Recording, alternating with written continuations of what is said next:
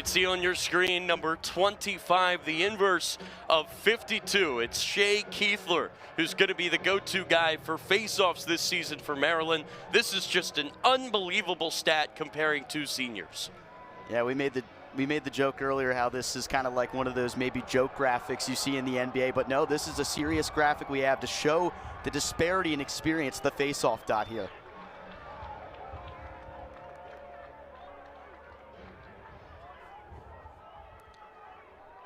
So we are just about set to go here from College Park. Shea Keethler for Maryland. It's actually Dicenso for Richmond, and Keethler will win the faceoff.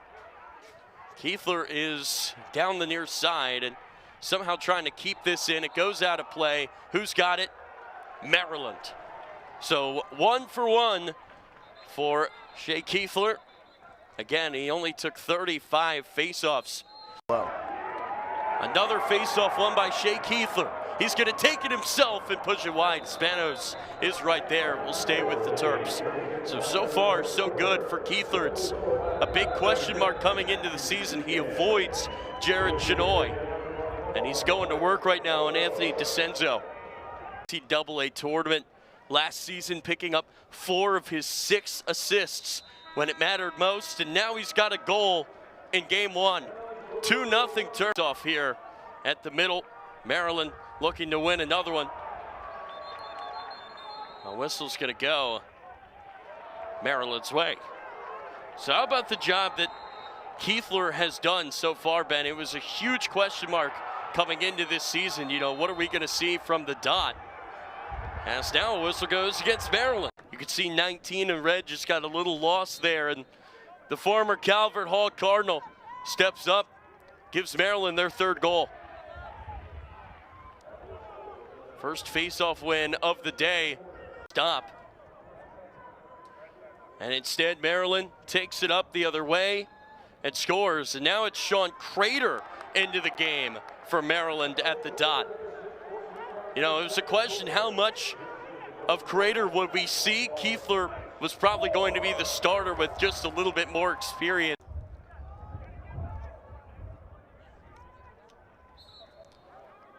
$5-0 Maryland. And again, when the defense gets going, I think the offense, it just gets, everything has been going Maryland's way so far on both ends of the ball. Keethler is back in there at the dot, and Keethler is there to scoop up the ground ball. Oh no, a whistle is going to go against the Terps. I think it was Colin into the game.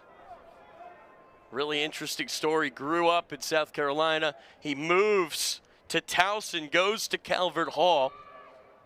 Great student there. He was a Brother Tom Miller Honors Scholar, and now here he is at Richmond, playing back in his adopted home state. And awesome, he wins the faceoff too to the NCAA tournament. There would be their 3rd in 4 years. Jackson Strickland is back in the game for Richmond, and he wins another faceoff. Former Cardinals now 4 for 4, and Ben, he's really given this Richmond team a chance. In the second quarter, Richmond quickly strikes. Faceoff is won by Creter. He takes and scores a Fogo goal for Maryland, and a quick answer.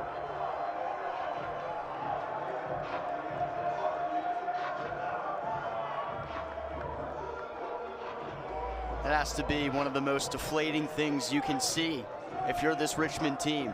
You score, you finally feel like things might go your way, and 4 seconds later, the other team is already celebrating. First goal in Creter's career. It was the first time that he had beaten Jackson Strickland, and he takes it himself and scores. And he's won another faceoff. Momentum back in Maryland's hands. Sean Creter, I think, may have just found something. He had won just one of his first 5 that he took today.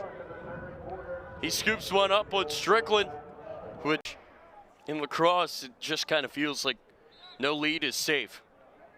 As Shea Keethler goes back out there, whistle's going to go against Richmond. That was Dicenso who came in for Strickland, who had lost the last two.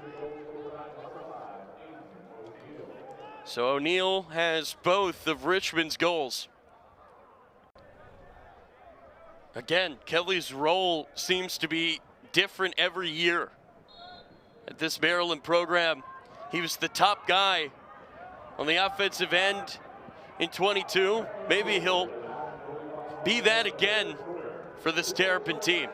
Last year, and for Urksa, that's his first point of the day. To be blunt, they just haven't needed it. Everybody else has been great.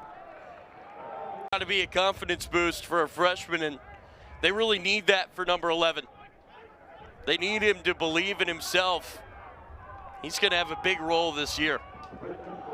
And if he can do things like that, I think he's going to have a successful first season.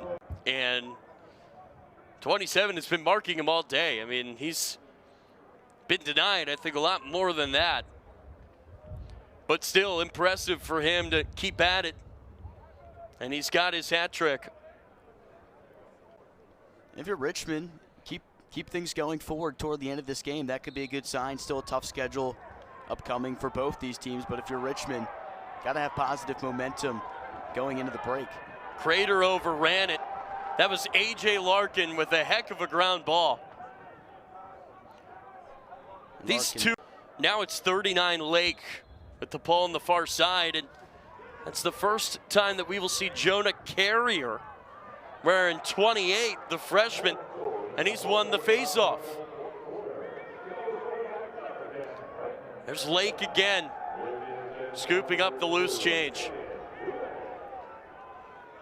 Again, it's just something about those Loyola Dons coming off the wings, getting Maryland these extra possessions.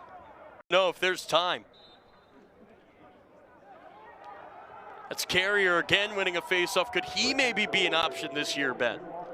It's tough to tell at this part. You've had Creter, Keethler, and now Carrier, the guy that's made his name pretty much felt here in this building at the faceoff dot. You got a couple of options, and it might be tough for Tillman to see what he does going forward. Good look, that was saved by McNaney. He's already got 4. He was close to about 6 or 7 in this game. This is impressive. Jordy Holmes is on the field. He's got a pole in his hand. He's been playing Shorty all game. And now John Tillman throwing in another wrinkle. Expect the unexpected.